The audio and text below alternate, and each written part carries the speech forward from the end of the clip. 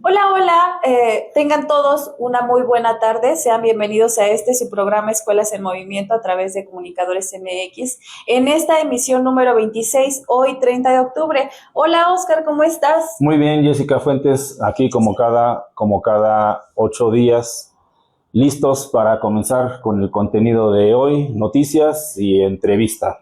Sí, así es, Oscar. En la semana tuvimos una movilización importante respecto de los bloqueos, pues llevados a cabo por piperos y dueños de purificadoras. Sí, amanecimos el lunes, iniciamos la semana con bloqueos en las principales avenidas, en las principales vialidades del Estado de México. Como dices, aparentemente la gente que necesita ser atendidos por el gobierno del Estado. Se trató de un importante, inédito acto de autoridad de parte de la Fiscalía General del Estado de México, ordenado por el gobierno. Seguramente está en esta decisión de alto nivel la gobernadora, apoyada también por la Federación, por la Guardia Nacional, por la Marina, por las policías municipales en algunos casos, un operativo, el llamado operativo Caudal. Sí, así es. Un importante despliegue de fuerza pública, pocas veces se ve algo así. Sí, claro, Oscar, es que, este operativo se realizó, dado que se encontraron algunas incongruencias, inconsistencias en esta, pues no sé, en esta compra de pipas, incluso cuando la comunidad muchas irregularidades la compraba en más de 1,000 pesos. Sí, lo que dicen los medios, este operativo que se hizo antes de los bloqueos,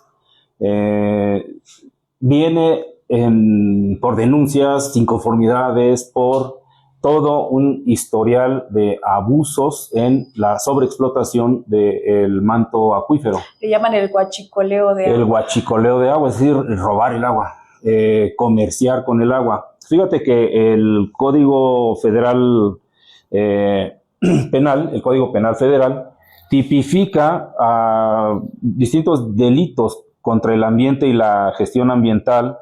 La Ley de Aguas Nacionales tipifica al robo, al uso ilegal, las afectaciones en áreas naturales protegidas, la contaminación de cuerpos de agua, el tráfico ilegal de agua, el despojo y usurpación. Todos estos son delitos que están cometiéndose en el Estado de México, en varios de estos municipios. A nosotros nos consta. Sí. En el municipio de Chicoloapan, Chimalhuacán, de Texcoco, vemos una sobreexplotación de los mantos acuíferos, pozos, sitios a donde llegan pipas, y esto es público, perfectamente visible, pipas y pipas y pipas en filas interminables que están extrayendo el agua, la están vendiendo, y todo esto de una u otra manera controlado por mafias. En el Estado de México, esta es del conocimiento público, todo el mundo sabe que hay no solo huachicoleo, sino que hay organizaciones delictivas que están controlando la compra-venta de agua, la distribución del agua, y esto ha encarecido los costos. Sí. Si tú le preguntas a las amas de casa, a la gente, ¿cuánto ha subido últimamente el garrafón de agua purificada? Te vas a dar cuenta que ha subido un 100% de 2 años para acá. Sí. Entonces, ¿qué es lo que hay? ¿Qué es lo que nos consta? Particularmente a que les habla, que hemos platicado con distribuidores de agua purificada, nos dicen, en Chicoloapan, 2 exregidores conforman un sindicato, y este sindicato va a las purificadoras y obliga a afiliarse al propietario, sí, con pistola en mano, con amenaza de muerte. Son violentos y obligan a que los distribuidores de agua le compren a pipas en específico, a vendedores específicos, sí, y que le paguen la protección o la afiliación al sindicato. Y muchas veces esto está permitido por la autoridad municipal.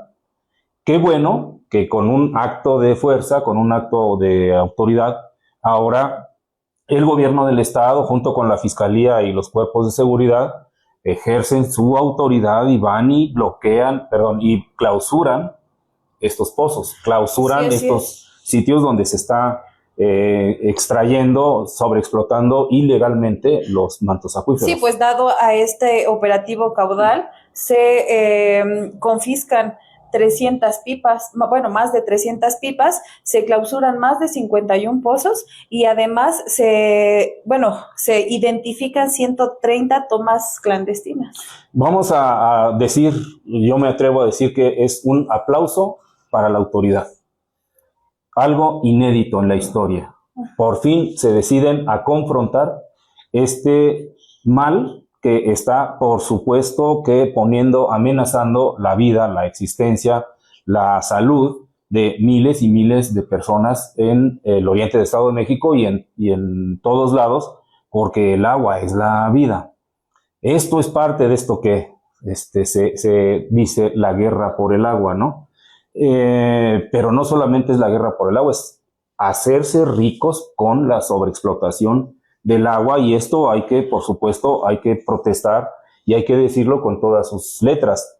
No solo se queda ahí. ¿Y qué opinas respecto de las personas que están trabajando con permiso? Mira, creo que esa es una situación muy particular. O sea, la Comisión Nacional del Agua, el organismo del agua en el Estado de México, los organismos municipales, tienen normas y tienen la posibilidad de concesionar, tienen la posibilidad de dar permisos. Algunos quizá los tendrán, otros no. Nosotros vemos, o sea, los pozos de donde sacan cientos de pipas día y noche están sobreexplotando los pozos. Por supuesto que no creo que haya autoridad que permita, que haya dado una concesión, que haya autorizado este tamaño de defenestración del recurso. Bueno, la pregunta que te hice, Oscar, es porque justo la manifestación, alguno de ellos expresa que la Fiscalía no distingue entre las personas que pues están trabajando de manera ilegalmente a las personas que sí tienen permisos. Claro, eso no lo sabemos, tendría que decirlo la Fiscalía, sí, claro, para ver en qué términos están unos y otros. Lo que sí nos queda claro es que en este conflicto, uso de la fuerza está de una u otra manera involucrándose también a quienes venden el agua purificada, a quienes trabajan en las pipas, a quienes son usuarios de las pipas o del sistema de distribución de agua, sea entubada, sea por medio de pipas. Están siendo afectados, sí, o sea, miles de personas, miles de casas, miles de colonias están siendo afectadas por esta circunstancia que se justifica. Qué desgracia que en este acto de autoridad los más afectados son los que menos tienen. Sí, es una problemática grande porque allá en la comunidad en la que yo radico hay un pozo muy cerca y constantemente ves pipas salir, muchas. Sí. Y resulta que la comunidad se queda sin agua. Pues nosotros estuvimos en contacto con personas que se estaban manifestando, algunos con una lucha legítima porque les falta agua, porque necesitan tomar agua, porque necesitan agua para bañarse, para lavar la ropa, para comer. O sea, es real, es claro. Y hay otros que son los comerciantes, los que venden agua purificada, sí, los que distribuyen, los piperos, personas que obviamente deben trabajar y su sustento radica en precisamente en este sector. Sin embargo, el fondo es que se está impidiendo ya la defenestración del recurso y qué bueno, esto se aplaude. Esperemos que la autoridad tenga la sagacidad y que actúe conforme a derecho para que se concrete la sanción a quienes se tenga que sancionar, que se regule la explotación de los mantos acuíferos para que nos dure muchos más años. Pues sí, podríamos hablar mucho de este tema, es apasionante. A nosotros, por fortuna, no nos falta el agua. Aquellas escuelas en donde captamos agua de la lluvia, la almacenamos, la distribuimos para la producción agroecológica, para el consumo, para el envasamiento. No tenemos que preocuparnos de esta situación.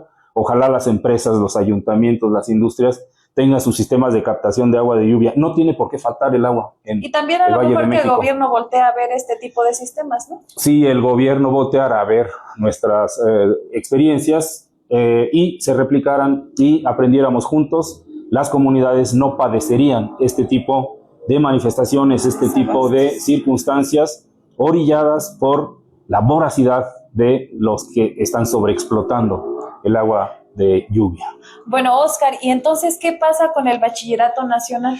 Cambiando de tema, en el caso del Bachillerato Nacional, nuevamente en la mañanera del lunes pasado, Claudia Sheinbaum recuerda que está haciéndose una gran inversión, un gran emprendimiento para que la educación media superior en este país tenga una inversión adicional, para que crezca la cobertura y para que se amplíe la oferta educativa. Dicen ahora que va a haber bachillerato en el Bachillerato Nacional, la opción tecnológica. Y en esta opción tecnológica habrá, no fue el lunes, fue el martes la conferencia de prensa, perdón, habrá nuevas escuelas, 130 nuevas escuelas, habrá 52 ampliaciones de bachillerato, 20 bachilleratos tecnológicos en las zonas urbanas, 8,000 millones de pesos para incrementar 120,000 lugares y llegarle hasta al 85% de la cobertura nacional. Sin duda, buena noticia. Sí, es bastante fructífero porque aún así hay pues muchos estudiantes, muchos no estudiantes, chicos, jóvenes, chicas, chicos, adolescentes, incluso adultos que se han quedado sin espacio para seguir consolidando su en rezago, sin duda.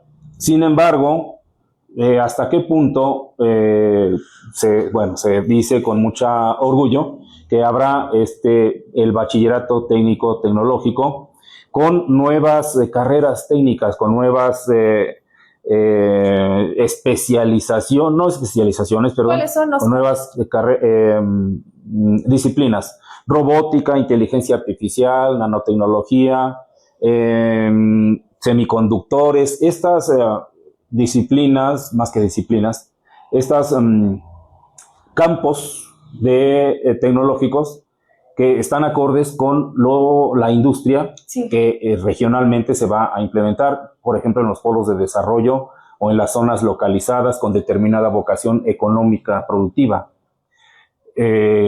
Son los nuevos CONALEPs, o sea, nosotros podemos decir que se trata de los nuevos CONALEP, nada más que versión 2025. Sí, claro, Oscar, lo que sí me sigue sorprendiendo es que pues seguimos apuntando hacia la industria y no, hacia crear mano de obra para la industria que está requiriendo, no la comunidad, no la sociedad, lo que está requiriendo el plan de desarrollo específico de la región o del país. Y lo dicen con mucha claridad.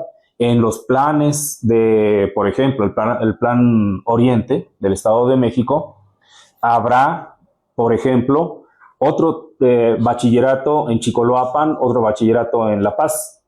Y qué bueno, la sociedad lo necesita. Pero no nos preguntan, no consultan a la ciudadanía. Por ejemplo, en Chicoloapan, todas las preparatorias no tienen llena su capacidad instalada en el turno vespertino. Lo que se necesita para que haya mayor cobertura es seguridad pública, iluminación, que los chicos, chicas puedan caminar libremente sin preocupaciones de casa a la escuela, de la escuela a la casa, y se pueden saturar los turnos vespertinos. No, incluso a lo mejor en las escuelas está bien, los bachilleratos, implementar los bachilleratos está bien, pero a lo mejor que las carreras técnicas fueran otras, ¿no? A lo mejor esto de sistemas de captación de agua, que es lo que realmente necesita la comunidad. Un poco más pertinente aquello que necesita la comunidad. Pues bueno, podríamos seguir hablando de este asunto.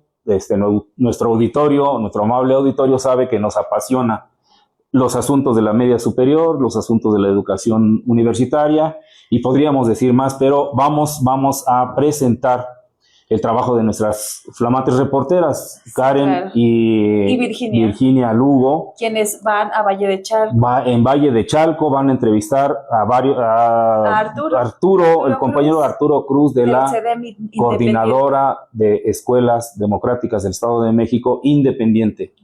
Vamos a ver esta interesante experiencia que hoy se suma a nuestras exposiciones de Escuelas en Movimiento. Vamos a ver.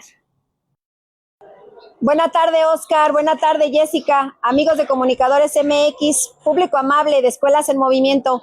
Nos encontramos en la Escuela Secundaria Ingeniero Guillermo González Camarena con nuestro compañero, el profesor Arturo Cruz. Maestro, hola, muchas Vicky. Gracias por tu tiempo. Bienvenida. Aprovechando este hermoso mural de fondo que fue, es una obra artística de un integrante de esta comunidad. Padre de familia, igual de la escuela. Padre de familia, dice nuestro compañero Arturo. Vamos a aprovechar este mural de fondo para dar inicio a nuestra entrevista con nuestro compañero Arturo, integrante de la Coordinadora de Escuelas Democráticas del Estado de México. ¿Es correcto, maestro? CEDEM Independiente. CEDEM Independiente. Así es. Gracias, maestro, por su tiempo.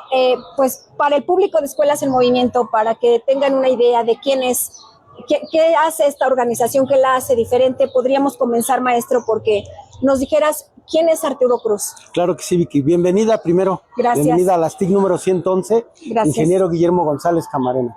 Un saludo a Escuelas en Movimiento, al camarada Oscar. Bienvenidos. Esta es una de las primeras escuelas que pudimos conformar como coordinadora de escuelas democráticas en el Estado de México. Sí. Nosotros desde hace aproximadamente 37 años nos coordinamos con la coordinadora estatal que en aquel momento dirigía la maestra Coralia Villegas, la coordinadora de escuelas democráticas del Estado, que se encargó de crear escuelas en los asentamientos populares, en los asentamientos de recién creación, donde no llegaba las escuelas, la educación, donde no atendía todavía gobierno del Estado, y a partir de esa iniciativa de la compañera Coralia, se fueron conformando escuelas. En aquel momento le llamábamos escuelas populares, hoy les llamamos escuelas de organización social. Afortunadamente para nosotros pudimos implementar este gran proyecto que fue atender a más del 40% de la población de Valle de Chalco. Estamos en el municipio de Valle de Chalco, estamos alrededor de las colonias más grandes. De hecho, la escuela se asienta entre la división y el límite de la colonia Independencia, de aquí de la avenida Hermenegildo Galeana hacia allá es Independencia, y hacia acá, donde inicia ya la secundaria técnica 111, empieza la colonia Santa Cruz. Son las más grandes del municipio, al igual que la colonia San Isidro, que está aquí a mi izquierda, y a mi derecha la colonia Concepción. Entre estas 4 colonias conformamos prácticamente el 40% de la población de Valle de Chalco. Por eso pudimos crecer y pudimos atender muy rápido la población que necesitaba no solo un lugar para educarse, sino un proyecto integral que les permitiera consolidar su aprendizaje básico desde preescolar hasta preparatoria, porque debo compartirte que en este lugar pudimos conformar el preescolar Doctora María Montessori, la primaria Estefanía Castañeda, anexa a la STIC 111, la STIC número 111, y la escuela preparatoria oficial número 326. Somos los que hemos estado aquí trabajando, tratando de cumplir con un único objetivo, que es que los alumnos, que los niños, los jóvenes de esta área de Valle de Chalco no sufran por ir a buscar un lugar, que no digan que no hay un lugar donde ellos puedan seguir preparándose, donde ellos puedan ser atendidos en su educación, en ese trayecto educativo que les va a permitir conseguir un perfil de egreso. Nosotros hemos tratado de que en este lugar lo encuentren. No es un lugar donde ellos digan, no encontré lugar. Si no han querido estudiar, pues es porque no han querido, porque el lugar aquí hay. ¿Cuántos años tiene esta secundaria? Esta tiene 36 años de haberse creado. 36 años, wow. 36 años de haberse creado. Es bien interesante, emocionante escuchar mirarte la emoción con la que describes cómo ha sido la trayectoria de la SEDEM en esta región de Valle de Chalco, porque bueno, abarcaron otros municipios, como tú lo dices en su momento, y ustedes ahí están en esta zona de Valle de Chalco. Maestro, ¿cuál consideras que ha sido el reto más grande de SEDEM, o en lo particular tuyo como dirigente, como director, para poder crecer como lo han hecho en este municipio? Pues yo creo que el reto más importante es la aceptación y que la gente igual valore el trabajo que venimos haciendo como maestros, porque tú sabes bien que las escuelas de organización social, las escuelas populares, en cierto momento fueron un poquito mal entendidas. ¿Por qué? Porque nosotros siempre hemos recurrido a que si el gobierno del estado, municipal o federal no cumplen con esa parte que les toca de dotar servicio, bueno, pues hay que organizar a la gente. Sí, lo que plantea ahora la nueva escuela mexicana, de que la comunidad, así es, sea el eje del aprendizaje de los alumnos. Y si hay que aprender a organizarnos, pues hay que hacerlo. Sí, si hay que aprender a movilizarnos para que nos vea el gobierno en los 3 niveles, pues es necesario hacerlo para que nos atiendan. Quisiera interrumpir aquí, maestro, para comentar. Yo creo que no han sido, yo creo que en realidad las escuelas de organización han sido o han intentado ser desprestigiadas, porque al final de cuentas el Estado tiene pues esa gran reto, ¿no? Frente, o tal vez ese malestar que le generan las escuelas de organización, porque al final las organizaciones llegan a los lugares donde el Estado no ha querido llegar. Así es. Sí, yo antes decía que a lo mejor no podía, ¿no? Pero en el transcurso del tiempo he aprendido que efectivamente es eso, el gobierno del Estado no se hace responsable donde no quiere. Claro. Y a lo mejor los que menos tenemos ese favor del gobierno, pues somos los que dice Marx Arriaga, ¿no? Los nadie. ¿Por qué? Porque ¿quién falta de salones? Nadie. ¿Quién falta de escuela, de educación? Nadie. ¿Quién falta de mobiliario? Nadie. Bien, si continuamos recorriendo esta escuela tan bonita, le mostramos al público y continuamos con algunas otras preguntas. Sí, claro. Adelante. Continuamos nuestro recorrido por la Secundaria Técnica 111. El profesor Arturo nos está haciendo favor de mostrarnos sus instalaciones. Profesor, para continuar con nuestra entrevista, más o menos, ¿qué población atienden, por ejemplo, en esta secundaria técnica? Sí, te decía Vicky que el 40% de la población reside alrededor de esta escuela. Entonces nosotros en el turno matutino atendemos 850 alumnos en 18 grupos. Sí. Y en el turno vespertino 620 alumnos en 15 grupos. Caramba, sí. Sí, pues es una grande la escuela. Considerable. Y esta escuela, ¿qué dimensiones tiene? ¿Qué extensión territorial tiene? Y ahorita nos explicas también cómo es que obtuvieron este terreno. Sí, cómo no. De hecho, fíjate que este terreno es muy pequeño. Sí. Es muy pequeño en cuanto a dimensión, tiene alrededor de 6,500 metros, pero lo compartimos junto con el jardín de niños y la primaria. Y 1,000 metros más adicionales que nos dieron ahora para formar la preparatoria. Sí, pues es pequeño en apariencia, ¿no? Pero es un espacio considerable también. ¿De cuántas escuelas estamos hablando? Bueno, primero, ¿cómo llegamos a este terreno? Cuéntanos. Sí, cómo no. Fíjate que precisamente por la no aceptación de muchos alumnos que eran rechazados, sí. Porque recordarás que en aquel tiempo las escuelas secundarias hacían examen de admisión, sí, para ver quiénes se podían quedar en tal escuela. Nosotros tenemos de vecinos a la Técnica 110, sí, que es una escuela federal, igual muy bien construida, y tenemos de vecinos a una escuela estatal, que es la secundaria oficial 422, Héroes de la Independencia. En aquel tiempo nosotros no existíamos, pero formábamos parte de la escuela primaria Lázaro Cárdenas, sí, y de ahí egresaban alrededor de 200 niños en el turno matutino y en el turno vespertino alrededor de 150 alumnos. Como la única escuela secundaria más cerquita era la Técnica 110, y como hacían examen, pues obviamente los alumnos que no pasaban el examen, sí, pues esos alumnos tenían que ir a buscar a otros lados. Sí. Entonces, con la iniciativa del maestro Pedro Osorio, de aquel entonces, sí, director de la primaria Lázaro Cárdenas, sí, nos dimos a la tarea de que pudiéramos ofrecer un lugar a los alumnos que salían de la escuela primaria, porque además las mamás en Valle de Chalco siempre han sido muy luchonas, muy organizadas. Sí.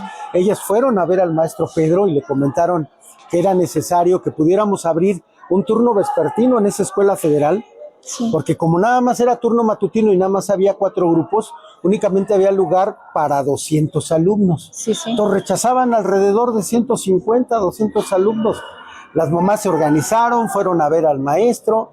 Él me encomendó la tarea, de hecho, de buscar con Coralia Villegas el reconocimiento de la escuela secundaria de nueva creación. Ahí pudimos ver en ese momento al maestro Enrique Gómez Bravo, que era el director general de educación, al maestro Álvaro López Espinosa, que era el subdirector, y con la ayuda de ellos hicimos el planteamiento de que los alumnos no se podían quedar sin escuela. De hecho, nos autorizaron el turno vespertino en las instalaciones de esa escuela secundaria federal, pero lamentablemente pues ahí viene el celo político, ¿no? Claro. El celo político de que ellos pertenecían al CENTE del Baester Gordillo, y nosotros como maestros estatales pertenecíamos al CENTE. Era el único estado que tenía 2 subsistemas educativos. En una misma escuela. El federal y el estatal. Y además en una misma escuela. Pero algo muy chistoso, Vicky, yo me acuerdo muy bien que los maestros, con esa negativa de que se abriera el turno vespertino, nos cerraron la escuela. Wow. No nos dejaron entrar. Sí. Y llamaron a los papás a no dejar entrar porque éramos de organización. Y ellos cerraron de un lado la autopista, y pues nosotros que nos organizamos, que cerramos del otro lado. Ellos para no dejarnos entrar y nosotros para usar las instalaciones que estaban sin ocupar. Pues para ejercer el derecho de los estudiantes, ¿no, porque maestro? Los muchachos no se podían quedar sin poder estudiar la educación secundaria. Y bueno, ya ahí en el estire y en el afloje vino el presidente municipal de aquel entonces, que todavía no era un municipio autónomo, Valle de Chalco, era todavía de Chalco. Parte de Chalco. Vino el presidente, me acuerdo muy bien, Marco Antonio Tapia se llamaba, y él ofreció, dijo, a ver, déjense de cosas, busquen un terreno, si quieren empezar una escuela, pues que no se diga que ustedes quieren aprovecharse. Sí. Y bueno, afortunadamente este era un terreno donde había un lago, lo estaban resguardando porque iba a ser una estación del Ruta 100 de aquel entonces. Pero como era propiedad del municipio, pues nos lo entregaron y ahí empezamos. Hicimos nuestras primeras 3 aulas provisionales, con 3 grupos iniciamos, y a partir de ahí, pues a darle para que se pudiera establecer la STIC número 100 entonces. Que de hecho primero se reconoció como secundaria general con el nombre de aquella escuela técnica. Se llamaba Laura Méndez de Cuenca. Conservaron el nombre por un tiempo. Por un tiempecito en lo que se hizo la transición, y bueno, pues ya nos dieron el reconocimiento y la cambiamos de secundaria general a secundaria técnica.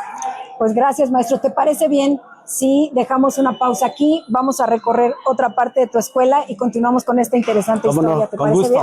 Con gusto. Vamos pues. Continuamos recorriendo la secundaria técnica 111. Aprovechamos este espacio tan increíblemente bien equipado, el área de cómputo, la sala de cómputo, para continuar con la entrevista. Maestro, que nos quisieras compartir para el público Escuelas en Movimiento, ¿cuántas escuelas integran la SEDEM? ¿Y cuántos maestros? ¿De cuántos maestros estamos hablando en la coordinadora? Vicky. De hecho, la SEDEM actualmente la formamos 12 escuelas bien reconocidas y constituidas. Y estamos con 3 escuelas de nueva creación que estamos luchando por el reconocimiento. Por las claves. Y que yo creo que ojalá y salgan en este año. Estamos trabajando con 15 escuelas. Somos alrededor de 250 maestros en la organización, los que conformamos hasta ahorita la SEDEM Independiente. La SEDEM Independiente. Así es. Pues para el público Escuelas en Movimiento, como ya comentó el maestro, más de 30 años de esta organización, casi 15 escuelas, o prácticamente 15, porque el hecho de que no tengan clave de reconocimiento no las hace inexistentes, como quisiera la autoridad, ¿no? Así ustedes no existen, si no los veo, no existen. Así es. Pues no, claro que existen, es el trabajo, es el resultado de la lucha de nuestros compañeros de la SEDEM, de nuestros compañeros que se han organizado durante tantos años. Maestro, aquí en Valle de Chalco, donde ustedes se encuentran, han relacionadose con otras organizaciones y al mismo tiempo en el resto, en esta zona oriente del Estado de México, constituyen parte ustedes también del 3M. Así es. Sí, hicimos un esfuerzo como organizaciones, nos juntamos alrededor de 10 organizaciones ahorita para conformar un frente que nos permita gestionar y sobre todo que nos volvamos visibles con las carencias que tenemos ante el gobierno estatal.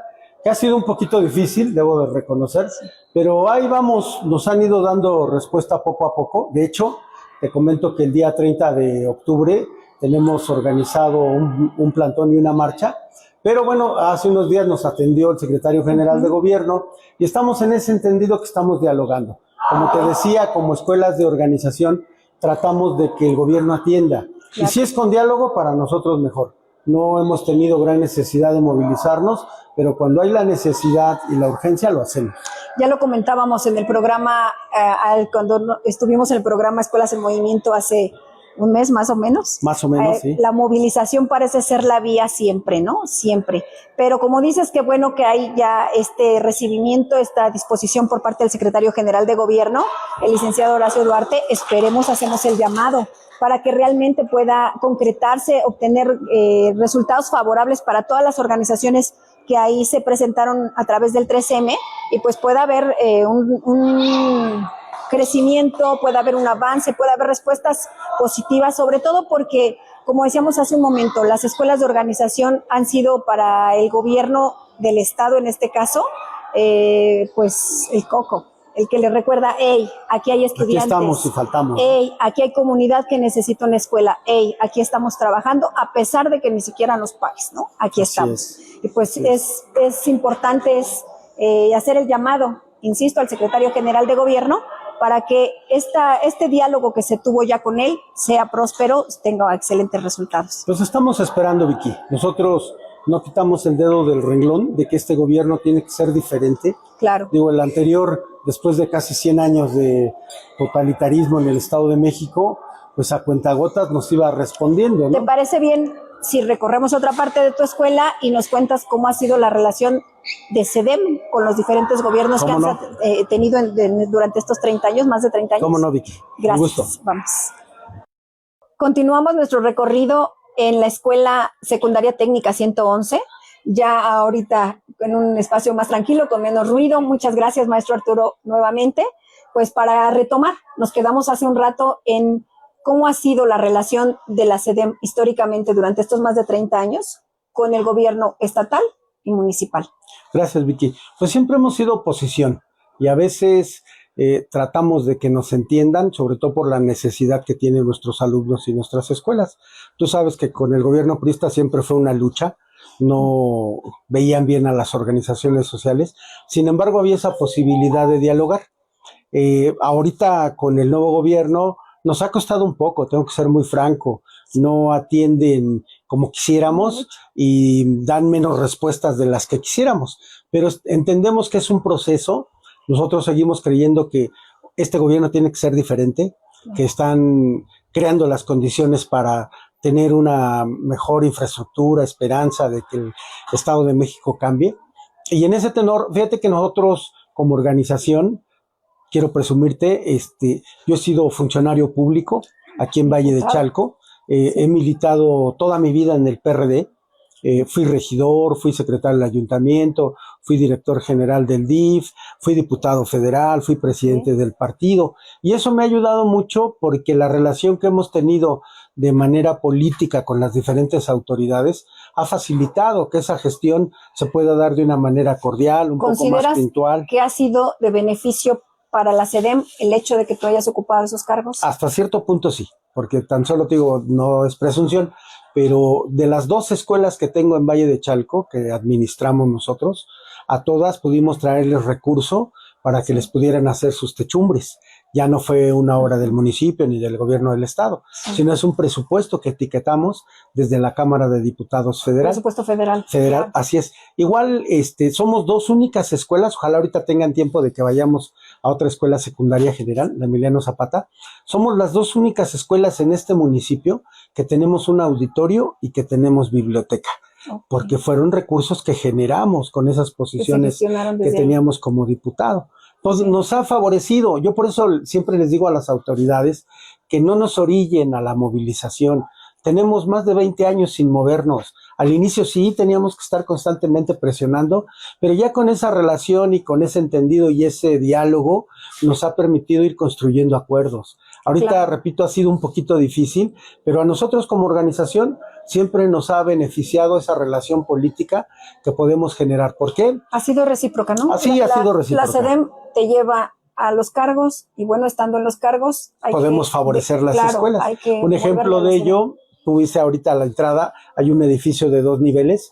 Ese edificio me lo construyó un expresidente municipal del PRD, el primer presidente del PRD en Valle de Chalco, Miguel Ángel Luna Munguía, que con ese acercamiento que teníamos pudimos gestionar ese presupuesto y bueno, ahí está el edificio. Sí, claro. Pues yo creo que ha sido, como dices, favorable. Es algo increíble. Comparto contigo el hecho de que ahora que tenemos, o que hay un gobierno, que hay un gobierno, por lo menos en el estatal, o casi en todos ya hoy, municipales, estatales y federal, de un partido en el que se confió, al que se le sumó, al que se le pusieron votos, porque las organizaciones nos sentíamos parte de y así es. Haya esa respuesta. Antes, como dices, el PRI atendía, aunque fuera pateándoles la puerta, sí terminaba viendo esta negociación, no fácil, porque Así hubo es. momentos muy difíciles. El Así PRI no es. es que todo lo dio Sí, sencillo, fácilmente, ¿no? Al contrario. Claro. Pero pareciera que hoy el gobierno actual desconoce, ¿no?, la trayectoria de las organizaciones, quisiera invisibilizarlas, tal vez, no lo sé, porque ahí están, han contribuido de una manera muy, muy visible y siguen siendo un problema que nos atiendan. Pero bueno, para continuar, como dices, estaría excelente poder visitar la otra escuela de la organización, si no es en este momento, en algún otro, pero agradecerte de verdad que nos hayas compartido este tiempo, que nos compartas las imágenes de esta escuela tan interesante, tan bonita, y pues que pudieras comentarnos qué ha sido ser diputado, cómo ha sido para ti todos estos cargos que dices que has ocupado en lo personal. Para Arturo Cruz, ¿qué ha sido ser Gracias, Vicky. funcionario público? Pues para mí ha sido una gran satisfacción poder servir, porque yo creo que el objetivo del servidor público precisamente es eso, ¿no? Servir al público. Y en los cargos que he tenido la oportunidad, puedo presumir igual que como regidor, se quedó pavimentada la colonia que me tocó al 100%, mientras en Valle de Chalco ahorita, con tantos años, hay colonias que todavía siguen padeciendo de calles sin pavimentar. Con la gestión que pudimos realizar, siempre hemos estado cerca de la gente en cuanto a las gestiones, las necesidades, el pago de servicios, siempre hemos tratado. Tan es así que en este último periodo pudimos participar como PRD en la candidatura a presidente municipal. Digo, no me fue tan bien como yo hubiese querido, pero ¿quién va a luchar contra el apoyo de muchos apoyos que da el gobierno federal, estatal, municipal? Claro. Y que desafortunadamente pues hoy la gente se da de topes porque no ha correspondido el gobierno municipal en turno a esa confianza que depositaron. No hay servicio, hay inseguridad, todo un reclamo que yo creo que es generalizado. Es que fue como una ola, ¿no, maestro? Sí, como que no fue muy pensado. Es la inercia, ¿no? Todo por uno solo. La inercia de Andrés Manuel, de Claudia, que yo tengo que ser muy franco, yo sí tengo la esperanza de que hagan un gobierno diferente, de que efectivamente podamos salir adelante, ya no a lo mejor con las marchas, sino que se fijen en las necesidades que se tienen en cada una de las comunidades y que atiendan. Recurso hay. A mí me da gusto que hoy lo estén invirtiendo, no solamente en ese voto cautivo, sino que efectivamente le estén ayudando. Ahorita, por ejemplo, en secundaria, las becas universales. Claro. Me da gusto que todos los muchachos puedan acceder a un lugar, que se puedan pagar sus materiales, que puedan tener lo mínimo necesario para seguir cursando la educación secundaria. Claro. En prepa no se diga, ya tiene más tiempo el programa, pero que no solamente estén pensando en los votos seguros, en que son programas electoreros. No, yo creo que debemos ir más allá, porque si antes el gobierno, con todo el recurso que se tenía, no podían hacer gran cosa por la gente que menos tiene, hoy eso tiene que ser la diferencia. Claro. ¿Sabes qué creo importante, profesor? Que efectivamente las becas, todos estos apoyos representan de verdad una gran ventaja, una posibilidad real para estudiantes, para padres de familia, pero que no se pierda de vista y que de ninguna manera esos apoyos mermen el presupuesto que debe de destinarse a la educación. De ninguna manera se desdibuje el papel del Estado, el deber del Estado de proporcionar educación y de la construcción de las escuelas, de generar espacios adecuados, de las mejoras que requieren las escuelas, de la apertura de nuevas escuelas porque hacen falta, pues que de ninguna manera las becas y el reparto aquí disimule o permita que no cubran esa necesidad. Claro, ¿no? Claro. Y yo te puedo decir, Vicky, que aquí afortunadamente tenemos la confianza de la gente Y por ejemplo, el taller que ahorita viste de cómputo es con recurso de los papás. No lo construyó el Estado de México ni el IMIFE. Pero bueno, le estamos ayudando, pero que no se desentienda de esa responsabilidad que tiene. Porque bueno, aquí porque tenemos muchos alumnos, los papás son muy cooperadores, no por eso le vamos a quitar la responsabilidad que tiene el gobierno estatal. Claro. Pues maestro, te agradecemos mucho de verdad que nos hayas brindado este tiempo, que nos hayas permitido observar tu escuela, los alumnos, todo lo que representa, por lo menos un botón de muestra de lo que la SEDEM ha hecho en esta región oriente del Estado de México. Gracias, Oscar, gracias, Jessica, compañeros de Comunicadores MX, público amable de Escuelas en Movimiento. Pues esto fue la entrevista con nuestro compañero, el profesor Arturo Cruz, de la SEDEM Independiente. Muchas gracias, hasta la próxima. Saludos, camaradas.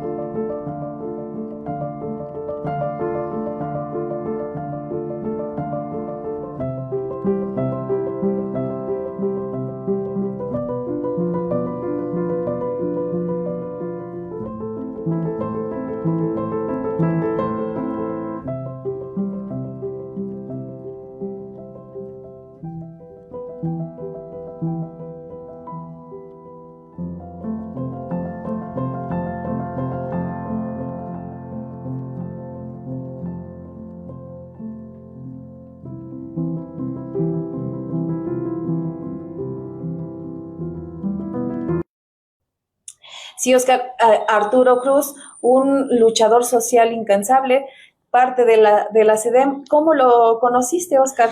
Pues nos conocimos desde hace muchos años, más de 30 años, en la Coordinadora de Escuelas Democráticas del Estado de México, porque ahí participamos. Cuando yo empiezo a ser director escolar en la Prepa Popular Chicoloapan, luego Prepa 55, nos conocimos con un grupo de profesores, profesoras que venían de Ciudad Neza, que venían de Chimalhuacán, aquí en nuestra zona Chicoloapan, Coralia Villegas, Ernesto Serrano, Felipe Rodríguez, Eduardo Mociño, varios compañeros, compañeras, con los que se forja la SEDEM, una importante experiencia organizativa cuyos antecedentes también se remontan a los 70s, a la lucha semiclandestina, a la lucha izquierdista, aquella lucha que pugnaba por la formación de cuadros políticos para constituir la vanguardia del proletariado. Me acuerdo de aquellas narrativas, aquellas interesantes, obviamente, que siguen vigentes, causas políticos-sociales. Arturo es un compañero que camina posteriormente con Coralia Villegas, con otros compañeros, con Marta Telles. Luego hay escisiones, en todas las organizaciones hay escisiones, y se forman frentes, y se forman nuevas organizaciones, se expande la experiencia de creación de escuelas, la organización magisterial popular o autogestionaria. ¿Cuál era, perdón que te interrumpa, cuál era el objetivo cuando se inicia el SEDEM?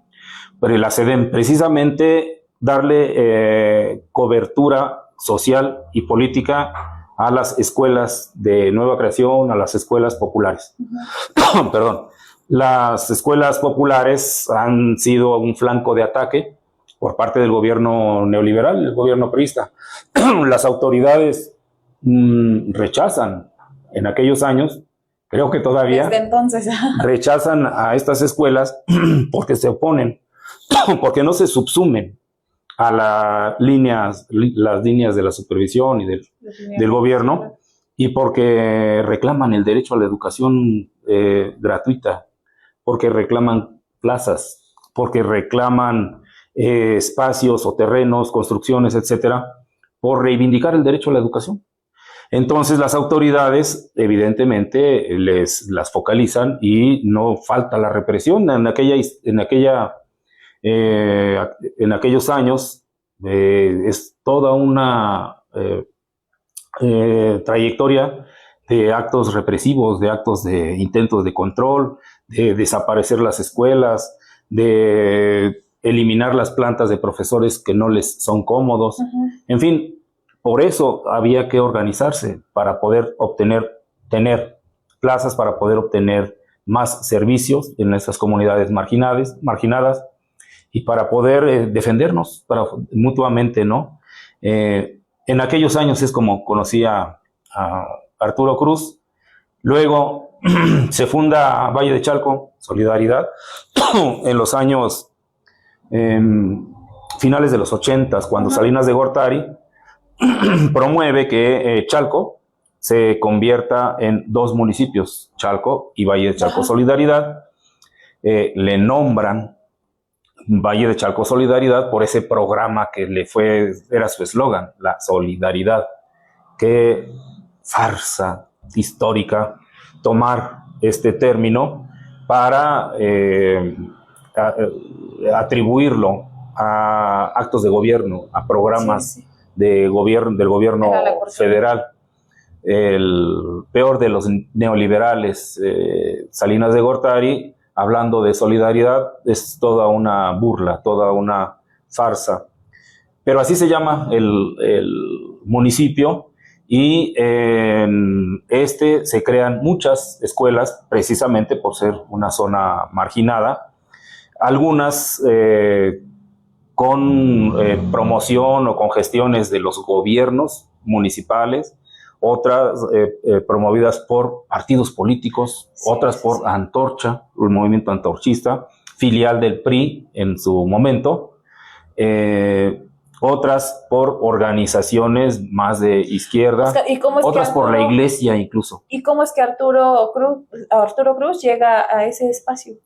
Bueno, Arturo nos comenta cómo es que él se va haciendo dirigente de grupos específicos y se llegan a escindir o a distanciar de la entonces dirigente Coralia Villegas, forman su propia organización y empieza la gestión y empieza su participación político-social. Incluso, como bien lo dice, se hace diputado federal, ha sido funcionario público en distintas administraciones municipales, y todo esto por el arraigo que tiene entre la población, en la comunidad, porque maestros, maestras, tarde o temprano se convierten en activistas de la transformación y se integran a movimientos, en este caso el movimiento perredista, un movimiento que inició como un partido de izquierda y que tuvo trascendentales participaciones, trascendentales gestiones.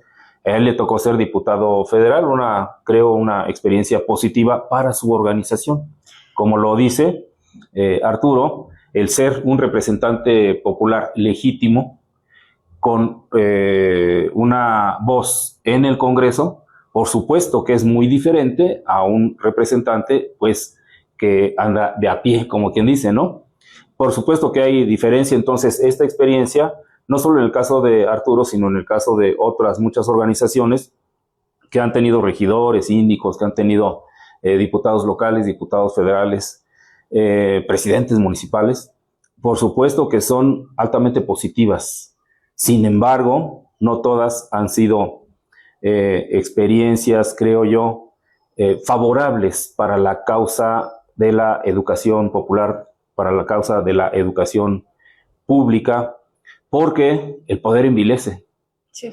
El poder, el dinero envilecen, y hay quienes ya no pueden dejar de ser funcionarios, ya no pueden dejar de aspirar a los puestos de elección popular, y repiten, y entonces mucho del quehacer educativo, de su quehacer gestión, lo circunscriben a la dinámica electorera, a la corporación del voto. Esto es una característica que podríamos reconocer entre las organizaciones sociales, entre las organizaciones del magisterio popular. En algunos casos, insisto, positiva, en algunos otros casos, lamentable. Pues, Oscar, a mí me parece muy digno de reconocimiento que el CEDEM Independiente haya fundado pues distintas escuelas en esta población, en el ¿Qué Valle te de parecieron Bravo. los murales? Están Impresionantes. muy buenos. Justo a eso iba, Oscar, que la comunidad sigue siendo parte de estos espacios y es un padre el que lo elabora, Un ¿no? padre de familia. Sí, o sea, me pareció una cosa Vladimir bonita, tiene la firma. Sí, justo que la El comunidad mural, es eso. bueno, son dos murales, uno hecho en el 2017, otro recientemente, de las fases de la historia, ¿no? Como la conocemos, la historia prehispánica, la conquista española, Ajá. y luego pues la esclavitud. Estaría muy padre que después hicieran otro de la decolonización, ¿no? Oh, hay que hacerle la sugerencia a Alfredo. La decolonización del pensamiento, de la escuela, del trabajo docente, sería muy interesante. Vamos a continuar con el programa, Jessica. Sí, Oscar. Bueno, pues nos vamos a lanzar con una cápsula de la compañera Rocío, si te parece bien. De Educación ambiental. En esta ocasión, hablando de un proyecto que se está forjando. Es una sorpresita. Véanlo, Vamos amable público, y regresamos a comentar. Sobre la azotea contigua al gimnasio, comienza a germinar un nuevo invernadero escolar. Este espacio se suma al proyecto ya establecido de azotea verde e invernadero de la Prepa 55, ampliando así el horizonte de prácticas agroecológicas que florecen desde el corazón estudiantil. Más que infraestructura, este nuevo invernadero es una declaración viva. Reafirma el compromiso de nuestra comunidad con la sustentabilidad, el cuidado del agua y la regeneración de vínculos entre saberes, territorios y afectos. Será un aula abierta al sol, donde las manos jóvenes sembrarán aprendizajes, memoria y esperanza. El objetivo de este invernadero es implementar un sistema de producción y educación ambiental agroecológico intensivo, ejercitando técnicas y prácticas diversas con uso de agua de lluvia. Así, se busca contribuir a la sana alimentación de la población escolar, promover la salud natural y fortalecer la sustentabilidad comunitaria de nuestra región. Esta obra es posible gracias al financiamiento del programa gubernamental La Escuela es Nuestra, una iniciativa del gobierno mexicano que entrega recursos directamente a las comunidades escolares para que ellas mismas decidan cómo mejorar la infraestructura y las condiciones de sus planteles. De esta forma, se dignifican los espacios educativos, promoviendo la participación ciudadana, la honestidad y la organización colectiva, al mismo tiempo que impulsa las economías locales mediante la inyección directa de recursos. Más que infraestructura, este nuevo invernadero es una declaración viva. Reafirma el compromiso de nuestra comunidad con el cuidado del agua, con la regeneración de vínculos entre saberes, territorios y afectos.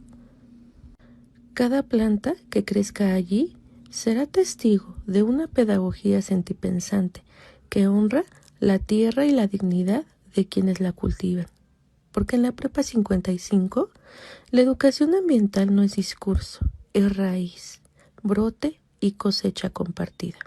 Hola, mi nombre es Valeria Janet Martínez García del Salón 304, turno vespertino, y estoy muy agradecida y muy contenta con el nuevo invernadero, ya que así podemos realizar nuestras prácticas con mucho más espacio y así podemos incorporar a más compañeros a que nos ayuden con el invernadero, y esto permitirá afianzar nuestros conocimientos en la agricultura urbana y en el cuidado del agua.